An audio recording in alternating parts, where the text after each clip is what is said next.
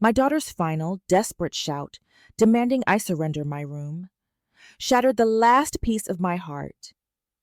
They didn't know I was the sole owner of the entire McMansion, and the luxury Escalade waiting at the gate was my prearranged ride to the debt-free seaside cottage I had secretly purchased with cash. Before continuing, write where you are from or what time it is. My daughter Angela, Angie, shouted it right there across the dinner table. Her voice was sharp enough to cut glass, her face tight with a fury that felt both childish and deeply ugly. Give my husband your room or get out of here right now. Her husband Marcus, my esteemed son-in-law, sat beside her. He wasn't shocked or embarrassed. He was smug, victorious. He had finally gotten what he wanted. I didn't argue. 40 years working trauma in the city trauma center taught me the futility of arguing with unreasonable, demanding people. You assess the situation. You act. You control the bleeding. I didn't cry. Tears felt like a waste of precious resources in that moment. I just looked from Angie's furious face to Marcus's self-satisfied smirk. I calmly folded the cheap paper napkin beside my plate. They never used the good linens for just family. Placed it deliberately on the table and stood up. I didn't look back. I moved toward the stairs to pack my suitcase. They thought they were kicking out a burdensome, dependent old woman, finally freeing up that prime piece of real estate, my bedroom, for Marcus's precious home gym. They had absolutely no idea they were actually evicting their landlady. Before all this, they saw me only as Brenda Hayes, mom, retired nurse, widow, a relic from a simpler, less glamorous past. They saw the 40 years I'd spent at City Trauma Center not as a career requiring skill and resilience, but as just nursing, something vaguely domestic. They saw the modest, paid-off brick ranch house I'd raised Angie in. They saw the sensible car I drove for 15 years. They assumed I lived carefully out of necessity. What they didn't see was the reality. Head nurse in a level 1 trauma center meant managing multi-million-dollar budgets and overseeing over 100 nurses. It meant making split-second decisions that impacted lives and the department's financial health. They didn't know that my late husband, Frank, and I were meticulous savers. We lived on Frank's city engineer salary and quietly, diligently invested almost every penny of mine. I learned early, slow, steady, and quiet was the way to build real wealth. When Frank passed 5 years ago, his pension was solid, but the life insurance payout, combined with my own substantial, meticulously managed portfolio, tipped me over a line I'd never aimed for. I was wealthy. Not leveraged to the hilt wealthy like them, but solid, debt-free, FU money wealthy. The kind of wealth that buys silence, peace, and freedom. When I retired, Angie and Marcus convinced me to sell my house and move in with them. They were struggling with the down payment for this sprawling McMansion. My house sold for a shocking amount, far more than I needed. I did something generous, perhaps foolish. I bought their house outright, putting it in the P. Williams Family Trust. I, the quiet nurse, controlled the trust. They paid significantly less than market rent, covering only taxes and utilities. It was my investment. It was their home, subsidized by my generosity, a detail they conveniently forgot the moment the ink was dry. I moved into the largest upstairs bedroom, the mom's suite, which Marcus immediately coveted. I kept to myself, immaculate and quiet, even contributing a $2,500 monthly sum towards groceries and utilities. They accepted the money without a flicker of acknowledgement. But my presence, once solicited, quickly became an inconvenience. My financial contributions vanished into the black hole of their aspirational spending. Angie started leaving passive-aggressive notes about organic kale and rides for the kids. Marcus began treating me with annoyance, sighing loudly if my reading lamp was on, muttering about electricity costs. He began his campaign for my room. It wasn't just a bedroom, it was prime underutilized real estate. He framed his desire as a pursuit of wellness, then as a sound business investment, a proper office to double his commissions. Such a waste, he'd mutter, glancing into my room while I read peacefully. He saw me as the inefficiency in his system. He worked on Angie relentlessly, applying high-pressure sales tactics. I heard the muffled arguments late at night. His voice was smooth, manipulative. Hers was weakening. He was selling her on the idea that his potential success was objectively more important than her mother's basic dignity. Angie, craving validation from Marcus and exhausted by conflict, finally bought it. Her initial defense of me faded, replaced by weary resignation, and then, chillingly, by agreement. She began echoing his justifications. Marcus works so incredibly hard for us, she'd say, positioning his selfishness as a shared, necessary goal. She chose the glittering, fragile illusion of her new life over the foundational bond of family. Her shout across the dinner table was the culmination of weeks of relentless pressure. It was the final, ugly ultimatum. They expected tears and a defeated surrender. Instead, I rose calmly. My composure unsettled them more than any breakdown would have. I looked at my daughter and my son-in-law, their faces contorted with rage and smugness, and I felt only detachment. The final thread was cut. "All right, then," I said quietly, gathering my napkin. "I'll leave." I walked away from their stunned, silent faces toward the stairs and my room. I didn't rush. The click of my suitcase wheels on the polished hallway wood sounded like a countdown. Upstairs, the packing was already done. Downstairs, Angie and Marcus stood near the front door, their panicked questions already forming. I reached the bottom of the grand staircase, my face resolute. "You gave me a choice," I stated. "I have made it." Just then, punctuating my statement with timing so perfect it felt scripted, a low, powerful horn honked once from beyond the oversized iron gates. My ride, my prearranged, precisely timed chariot out of this gilded cage, had arrived exactly on schedule. "That," I announced calmly, gesturing toward the opening gates, "will be for me." They stared at the sleek black Escalade pulling into the driveway, their faces a pair of bewildered, suddenly powerless monarchs. Marcus scoffed, grasping for his usual arrogant composure. "Really, Patty? A limo? How are you even paying for that?" "My driver," I clarified, letting the word land with quiet, devastating precision, "is taking me home." I pulled open the massive front door, stepped out into the cool, clean evening air, and didn't look back. I was leaving their house, but I was going home. The Escalade glided silently down the driveway, leaving Angie and Marcus sputtering and stranded on the porch steps, bathed in the cold glow of their own security lights. My driver, Arthur, a former patient's nephew who ran a highly discreet service, opened the door.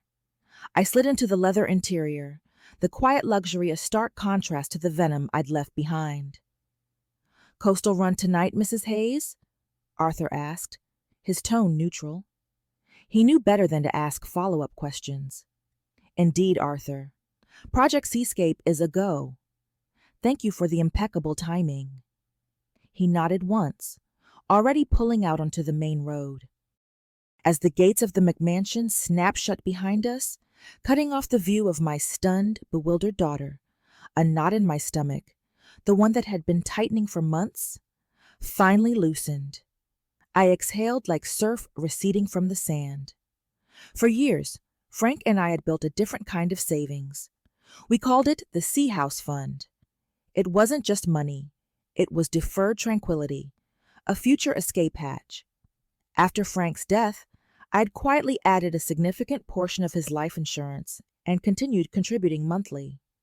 When I was pushed to sell my old house, the vast surplus went straight into that fund, securing my financial independence beyond question. While Marcus schemed for his home gym, I was secretly navigating the arcane user-unfriendly pathways of the county recorder's online database. I needed to verify everything. The deed for the McMansion was clear. Owner of record, P. Williams Family Trust. Trustee, Patricia Williams. My legal name used for trust documents. My ownership was a public legally binding fact. They were merely tenants at will. My next step had been a deep dive into state landlord-tenant law. I learned the precise mechanism for reclaiming my property. A formal notice to vacate delivered via certified mail, specifying 30 calendar days to vacate. Forewarned is forearmed. Knowledge, as always, is power. Then I found the cottage. It was a cedar shingle cottage, weathered by salt and time, perched on a small grassy bluff overlooking a quiet cove. It was listed at a price well within the range I could comfortably afford, with a clean, immediate, all-cash offer drawn from my liquid assets. I realized the next day was the only window of opportunity. A retirement luncheon for a former colleague, Dr. Holloway, provided the perfect unremarkable alibi. The next morning, I drove straight for the coast. I met the coastal realtor, Susan, at the cottage. The rhythmic sound of the waves, the smell of salt and pine needles. It felt like home. "It's perfect," I told Susan, my voice firm. "I want to make an offer now. Full asking price, cash, contingent on absolutely nothing, and I need to close as quickly as humanly possible." Susan's eyes widened. A clean, full-price cash offer with an accelerated closing was the holy grail. We drove to her office. I used a secure mobile Wi-Fi hotspot to contact Arthur Bell, my unflappable financial advisor. "Arthur," I said, keeping my voice low, "initiate wire transfer protocol for Project Cape Breeze. Full amount as discussed. Escrow account details are being forwarded." "Consider it done, Brenda. The funds are ready." The transaction, which cost $850,000, was a fraction of my hidden portfolio. It didn't even cause a ripple. By 2:15 p.m., the offer was accepted. "The house is yours, Brenda," Susan had cheered. I secured my escape in a single secret day. Later, I made sure to have a pleasant 2-hour dinner with my actual retired colleague, Brenda Harris, creating the final verifiable piece of my alibi. When I finally arrived back at the McMansion that evening, tired but inwardly triumphant, Angie and Marcus barely registered my return.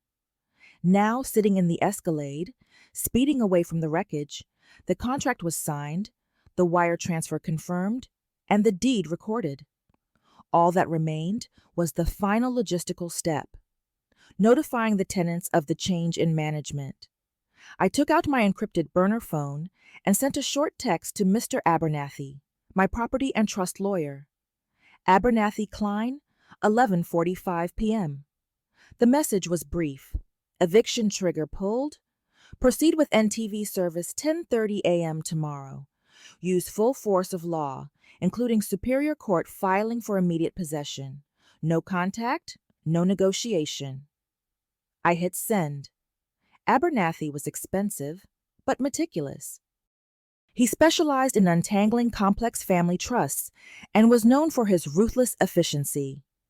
He would not hesitate. Arthur navigated the final few miles down a winding, narrow road, tires crunching on gravel.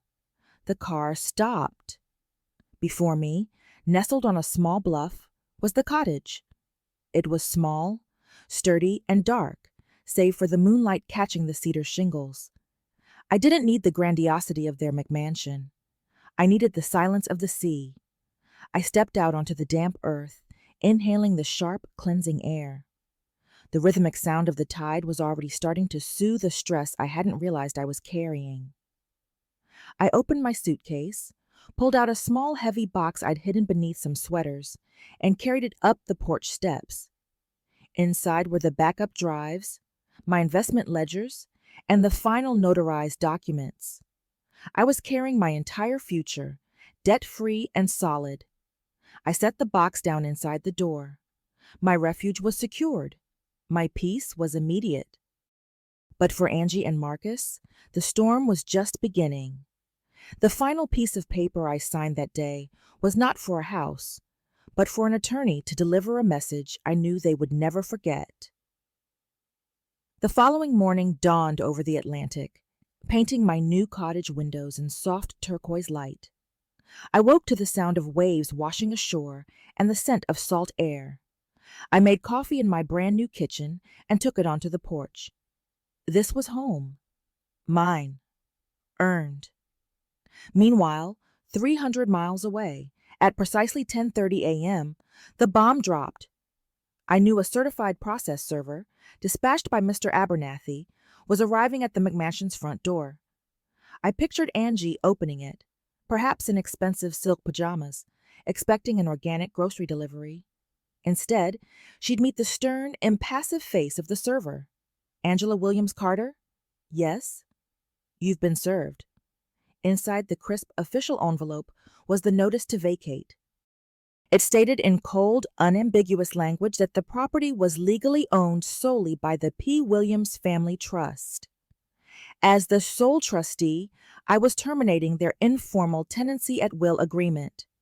They were required to vacate entirely within 30,000 to 39 calendar days from the date of service. Failure to comply would result in formal eviction proceedings seeking possession, damages, and legal fees. It was not a request.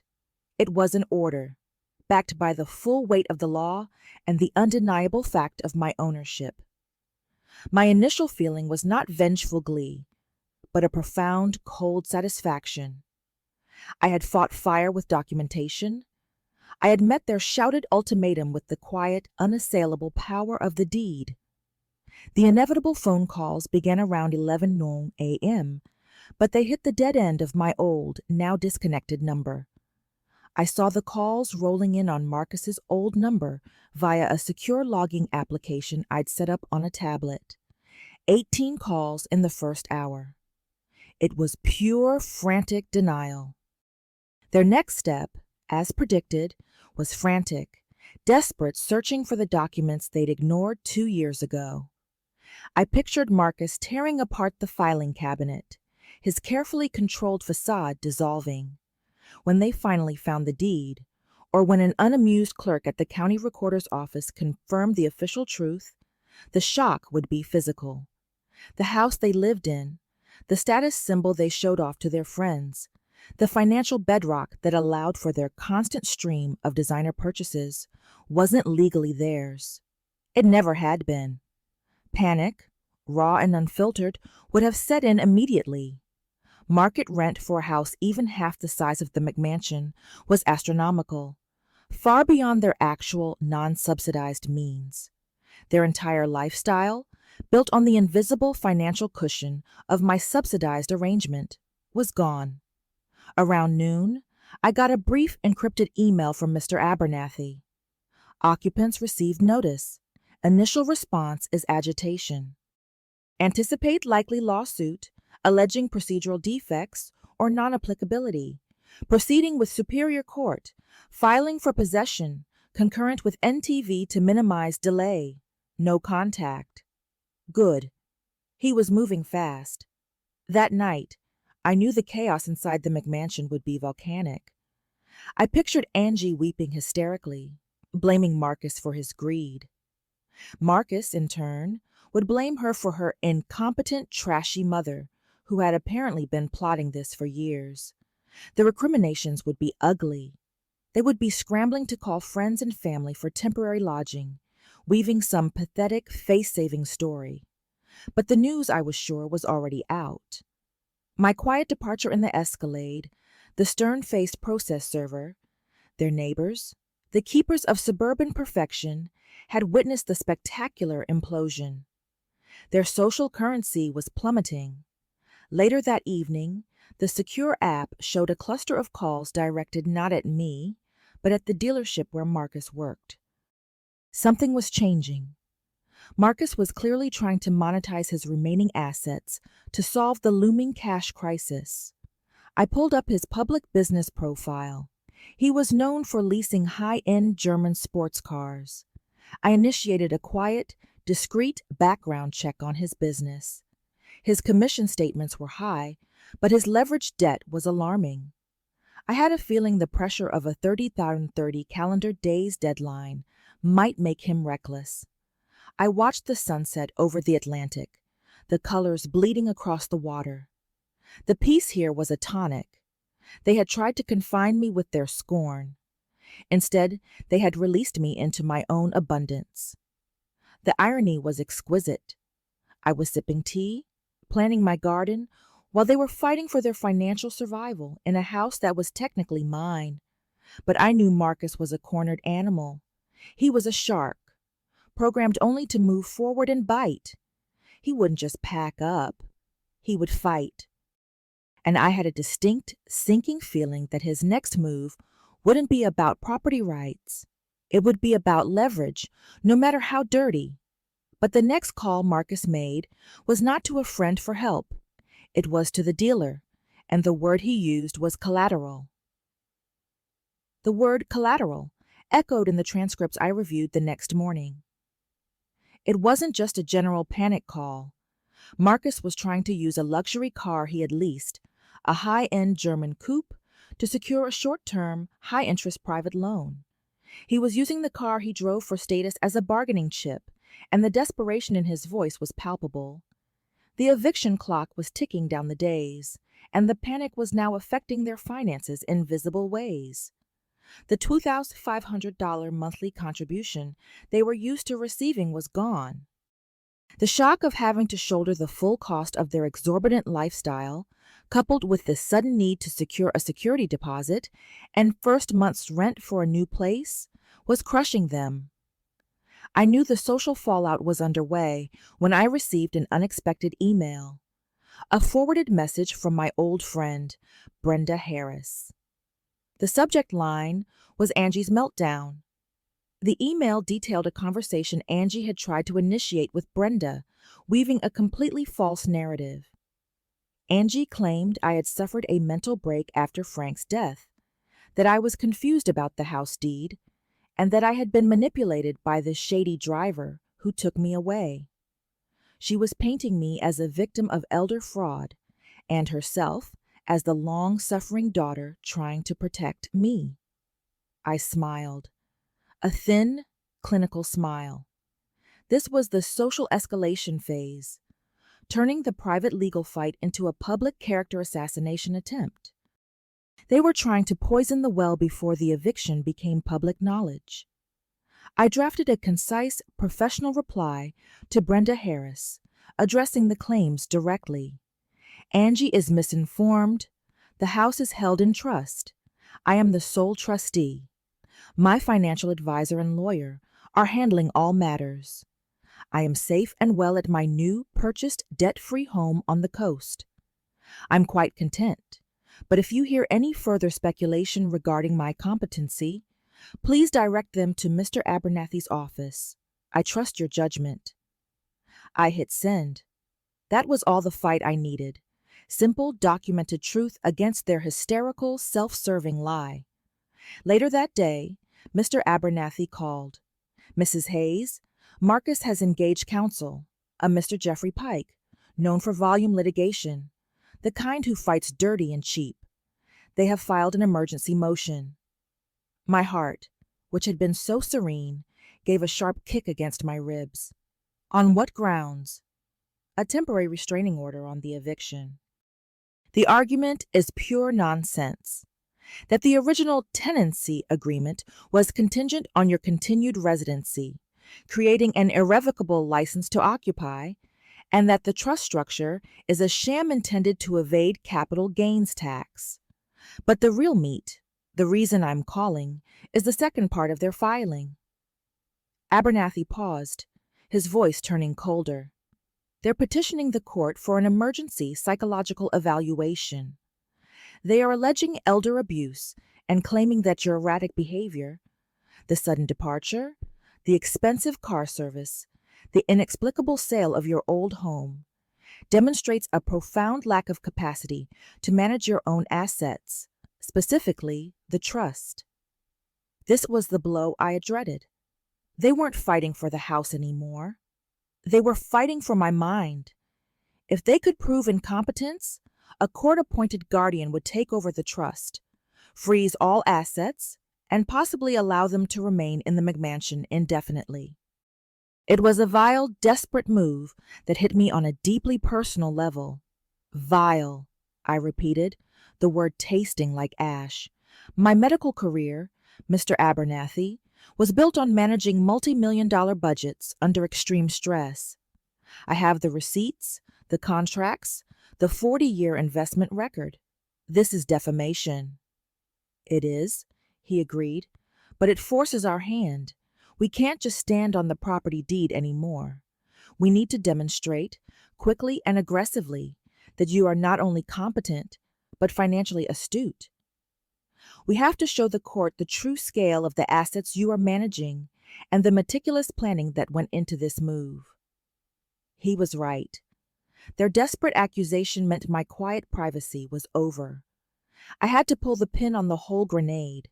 I stared out at the ocean. The calm blue water suddenly felt immense, intimidating. The peace I had secured was being threatened by a lie, and the price of defending it was revealing the full extent of the life I had so painstakingly kept secret. Schedule an emergency deposition for tomorrow, I instructed, my voice regaining the hard, clinical edge of a head nurse, demanding a crash cart. I want Marcus and Angie both there, and I want their lawyer, Mr. Pike, to see the evidence before we ever step into a courtroom. I will provide you with my entire portfolio statement, the Trauma Center's multi-million-dollar annual reports I personally signed off on, and a complete financial breakdown showing I've earned and managed more money than Marcus Carter will see in 3 lifetimes. I learned then that Marcus's desperation had a new name, a lawyer who promised to prove I was mentally unfit to manage the trust.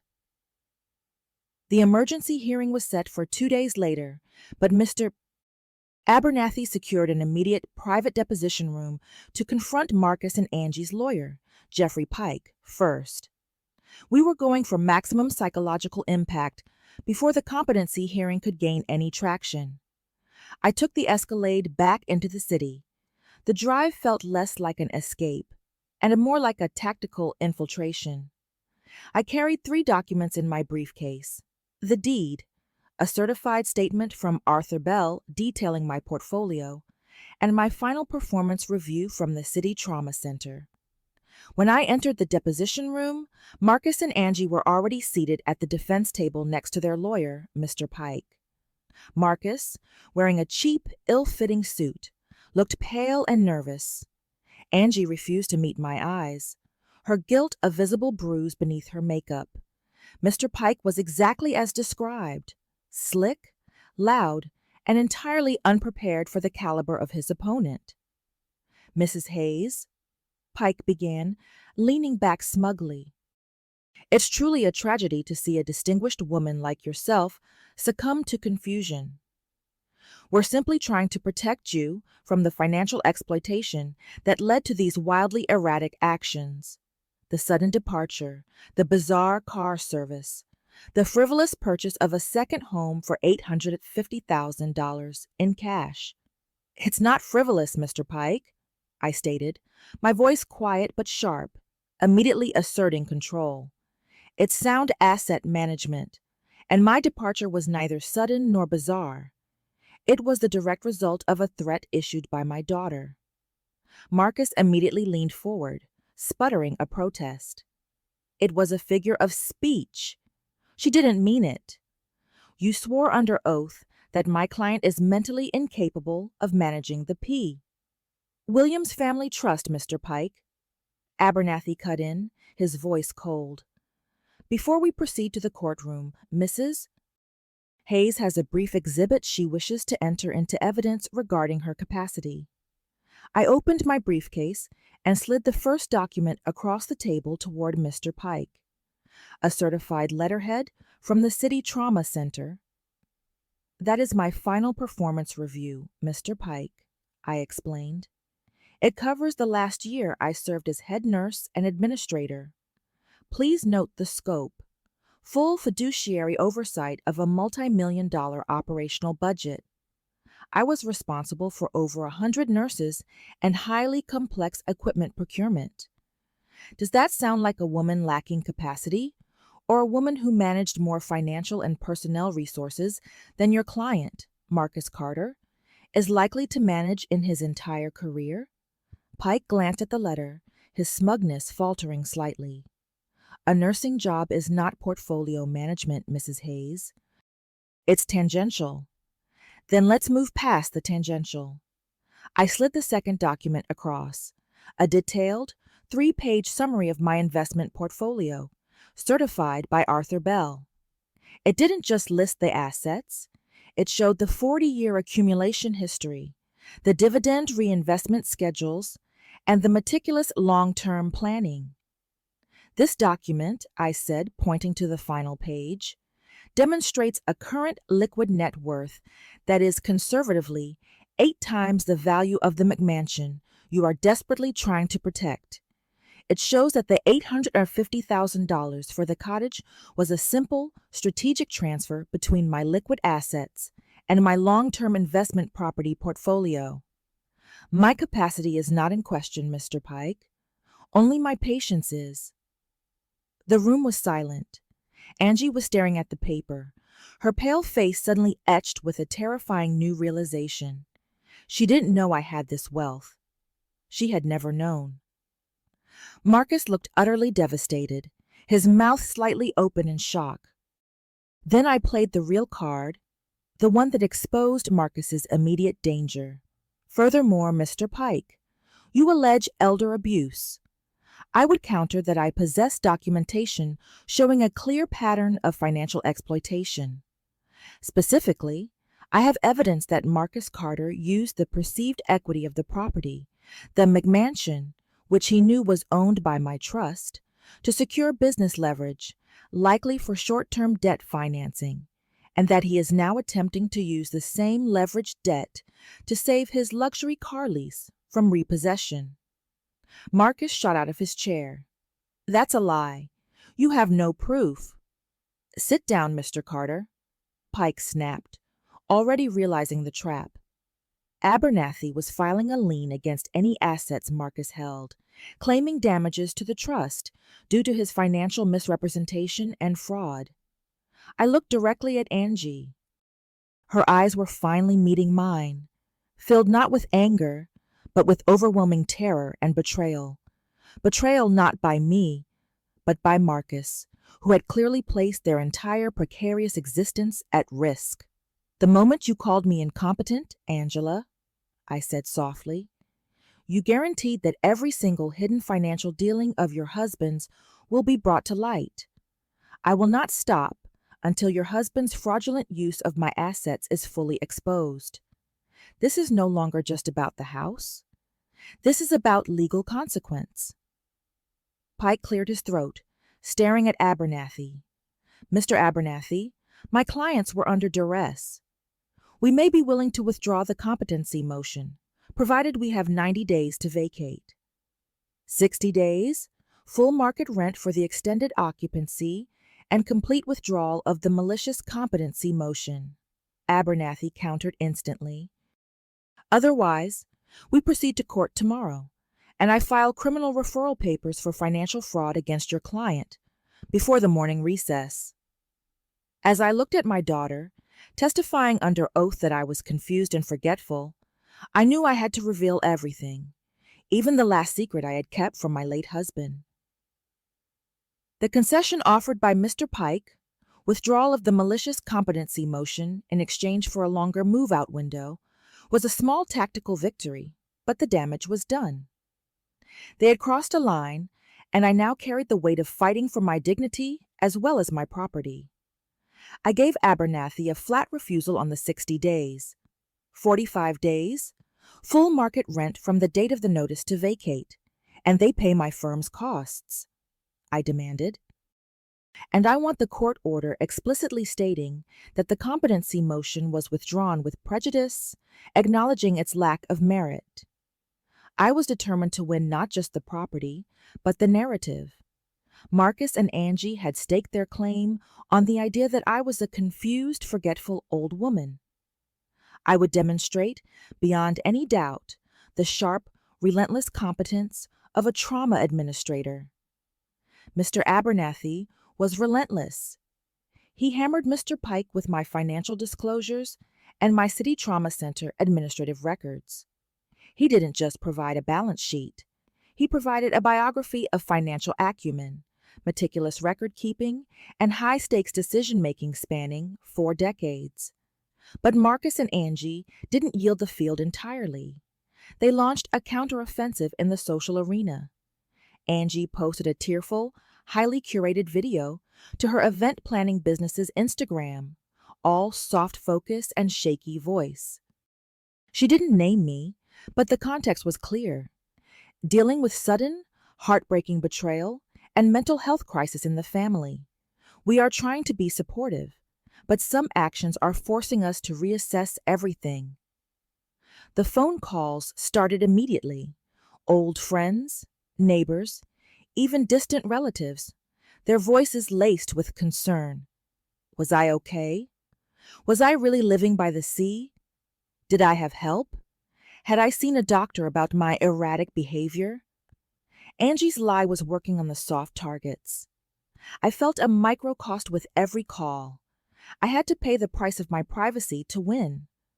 I used my old administrative network. I placed 2 strategic professional calls, one to the head of the local Bankers Association, a former hospital board member, and one to the chairman of the HOA in the McMansion community, another former colleague. I didn't complain. I simply stated a legal fact. I am the sole verifiable owner of 4521 Crestwood Lane. There is a legal dispute currently in litigation regarding a notice to vacate. Any speculation regarding elder abuse or my mental competency is defamation. My lawyer, Mr. Abernathy, is handling it. In the tightly knit world of high-end suburban finance, a quiet statement of legal fact carries far more weight than a hysterical Instagram video. I was hitting their reputation where it hurt most, their ability to generate social and financial leverage. The social climate in the McMansion changed instantly. Angie's friends stopped returning her calls. The HOA chairman discreetly informed Marcus that any further altercations or legal disturbances could jeopardize their community standing. The invisible walls of their prestige were starting to crack, but the real threat was the immediate cash clock. Marcus was successful in securing a temporary high-interest bridge loan using the German coupe as collateral. He now had a $12,500 cash cushion, enough for a deposit on a temporary rental, but it came with an impossible 7-day repayment window. He was buying time by risking a massive, publicly visible loss. I brought the evidence of this latest maneuver to Abernathy. He's leveraging his job to fight the landlord, who is also the owner of the house he lives in, I said, pointing to the loan documents I'd obtained through my advisor. This shows desperation, not competence, and it proves a pattern of financial recklessness that directly contradicts his affidavit. Abernathy grinned, a genuine shark-like flash of satisfaction. This is gold, Mrs. Hayes. It shifts the burden of proof back to him. He is actively jeopardizing assets for a personal vendetta against the trust. We can use this to demonstrate intent. We filed a new motion, a request for the immediate judicial sale of the collateralized vehicle, citing imminent threat to Marcus's primary source of income, which was relevant to child support and potential future liabilities to the trust. The goal wasn't to take the car. It was to use the law as a pressure cooker, forcing Marcus to choose between his perceived status, the car, and his immediate need for housing. The pressure forced Marcus to action. He called me. His voice was no longer smug. It was tight and controlled, like a frayed electrical wire.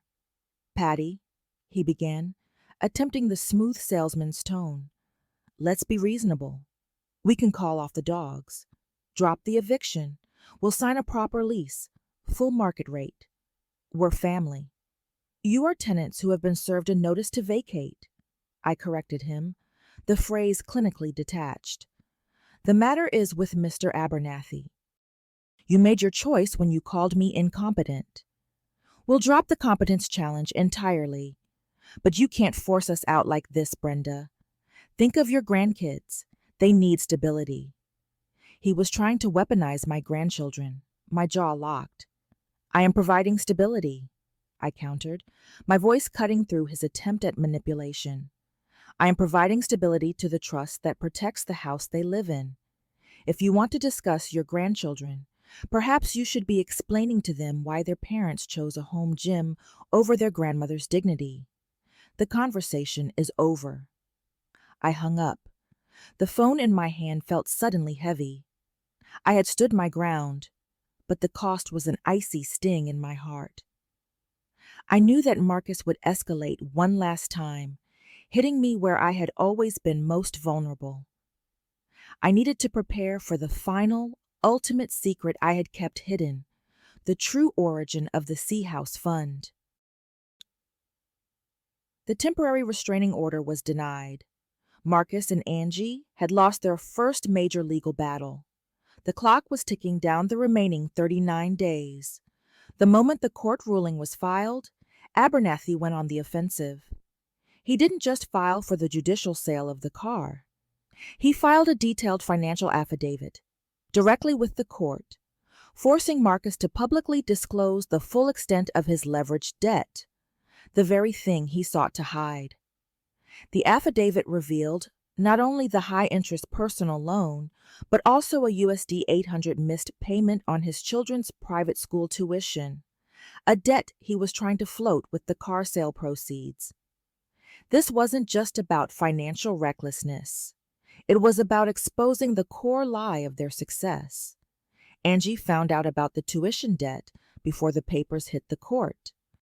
I learned this via a frantic, tear-filled, 3-minute voicemail she left on my new unlisted number, a number Marcus must have harassed Arthur Bell to get. "Mom, please. He said he was covering it. He told me it was handled. I just got the final notice. They're going to send it to collections, Mom. It will ruin our reputation. He lied to me. He lied about everything." Her voice was thick with shame, not anger. Her loyalty to Marcus was finally collapsing under the weight of his incompetence and deceit. She wasn't begging for the house back. She was begging for her social standing to be salvaged. This was the vulnerable ping I had been waiting for. I knew this was the moment to pay off the vulnerability and end the fight quickly before the social fallout destroyed her completely. I called Abernathy. "I am dropping the punitive actions against the car and the tuition debt," I told him, "but I need to end the eviction fight now. We need the final blow. That means going to the court and confirming your financial capacity beyond question," Abernathy said. "We have to reveal the full portfolio, Mrs. Hayes, not just the summary." I took a slow, deep breath, gazing out at the vast, unchanging ocean. The truth I was holding back wasn't about money. It was about Frank, my late husband. The Sea House Fund wasn't just savings. When Frank passed, he had left me a sealed letter along with the life insurance policy. It detailed a small, secret, high-growth investment he had made years ago, an entirely separate fund he wanted me to use, debt-free, to buy a small cottage by the sea, just for myself. "Just for Patty," he had written, "a place where you don't have to clean up anyone else's mess." Frank had seen the way my family leaned on me, even as a busy nurse. He had planned my escape. I told Abernathy the full story. He listened in silence. "Mrs. Hayes," he said finally, "this is the evidence we need. It establishes not just competence, but the intent of the trust. It proves that the trust was funded by decades of separate, meticulous planning, and that your erratic behavior was, in fact, the execution of your late husband's final, long-term wishes. We can file an amendment to the trust disclosure and force a final hearing. We went back to the court. Abernathy filed the full detailed disclosure, supported by Frank's final notarized letter.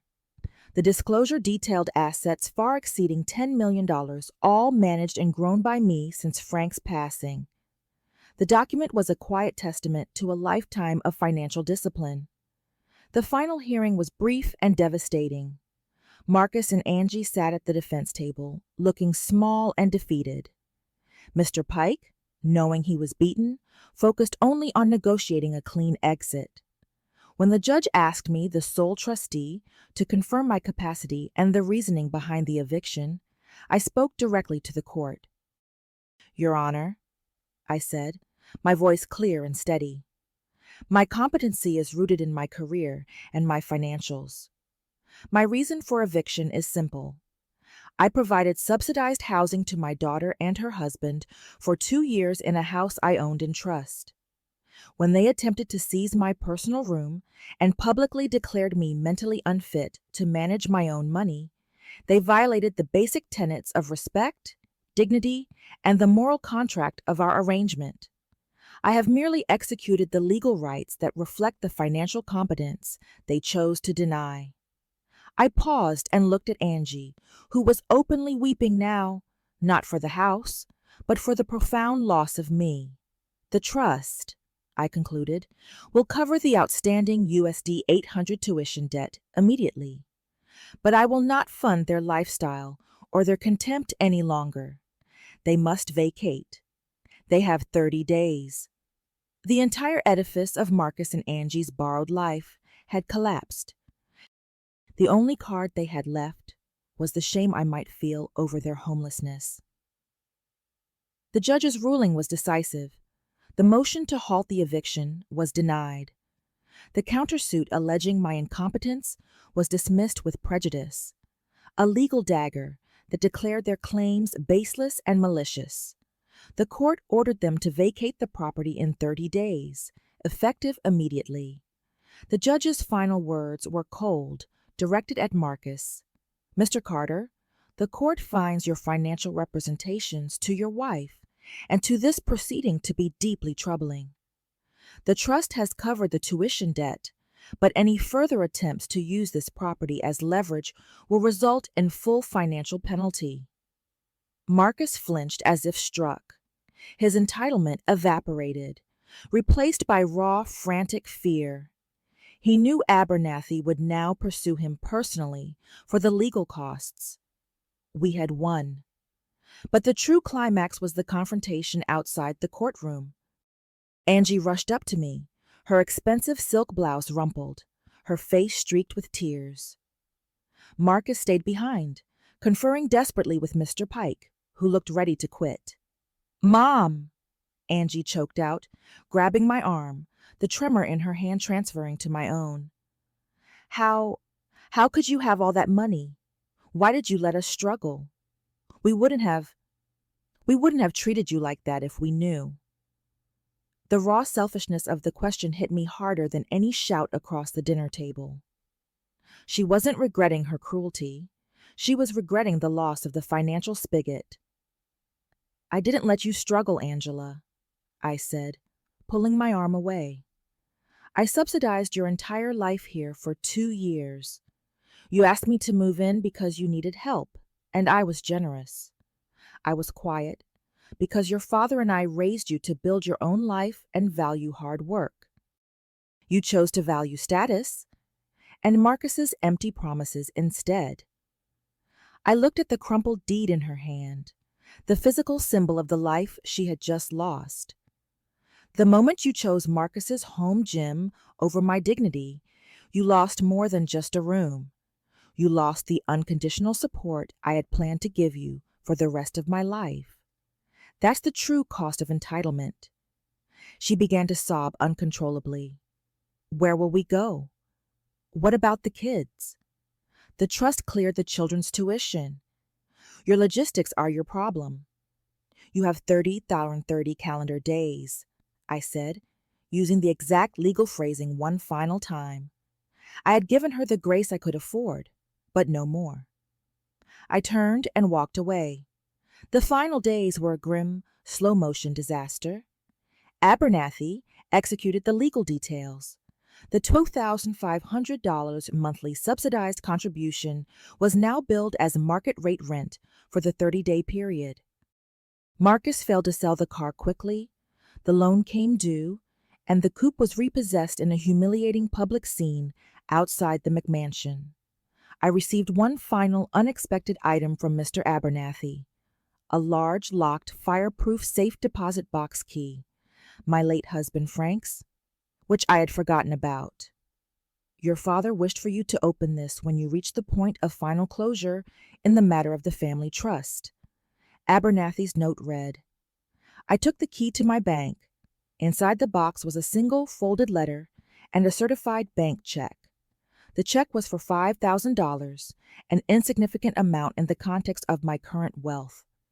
The letter, addressed to me and dated 5 years prior, simply read, Patty, if you ever have to use the Sea House Fund, know that you earned every single penny of your piece. Use this $5,000 to buy the most ridiculously comfortable, oversized armchair you can find. Put it on the porch, sit down, and don't look back. Look. Frank. It was a final, deeply personal confirmation of my choice, a tiny, poignant validation that only I would ever know. I cashed the check. I closed the door of the cedar shingle cottage. The salt-laced air was cool and clean. The rhythmic sound of the waves was the only clock I needed. My life was no longer measured in crisis management or the quiet desperation of forced accommodation. It was measured in tides. The small house, sturdy and honest, felt like a sanctuary. I had bought the most ridiculously comfortable, oversized armchair I could find and placed it on the wraparound porch. It felt like Frank was right there, approving my view. Meanwhile, the consequence engine kept running. After the 30 days were up, Angie and Marcus were forced to vacate. They found a small, temporary rental apartment far from their exclusive community. Marcus, stripped of his status symbols and facing legal debts, was demoted at work and eventually resigned. Angie's event planning business, fueled by her image of effortless success, collapsed almost instantly once her social circle witnessed the truth of her financial and familial ruin. They were adrift in the sea of consequences they had carelessly created. I didn't seek revenge, nor did I follow their downfall. My chosen resolution was bittersweet victory. I had secured my goal, peace, and financial restitution at the cost of the relationship with my only child. I had won the fight, but I had lost a piece of my heart. Months later, I received one final piece of communication, not through lawyers, but through a note pinned to a small package delivered to my old brick ranch house's address, which I still owned in a different trust. A kind neighbor forwarded it to me. The package contained the hand-knitted afghan my own mother had made, the one Angie had allowed Marcus to hide in the laundry hamper months ago. The note, written in Angie's familiar, elegant script, was short. I packed this for you. I'm sorry. I hope you find the peace you deserve. It was a small, fragile act of acknowledgement, not of ownership or of the money, but of dignity. It was the only apology I would ever receive, and it was enough. I sat on my porch, pulling the soft afghan across my knees.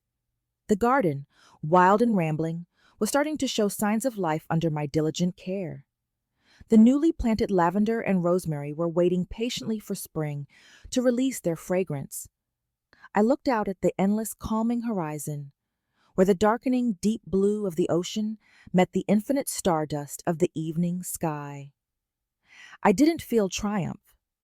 I felt peace, the quiet, unshakable peace of a life lived with integrity and a conscience clear despite the painful actions necessary to protect myself. I had rewritten the script. I had chosen my own path, built my own foundation, and found my own sanctuary, far from their toxic reach. Justice served not with a shout across a dinner table, but with the quiet, inexorable cleansing rhythm of the tide, washing away the debris left on the shore.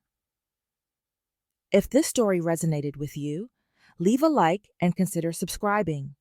You can also drop any comment below, even just one word. Maybe tell me where you're watching from, or what time it is right now. Sometimes one word is enough to say you were here.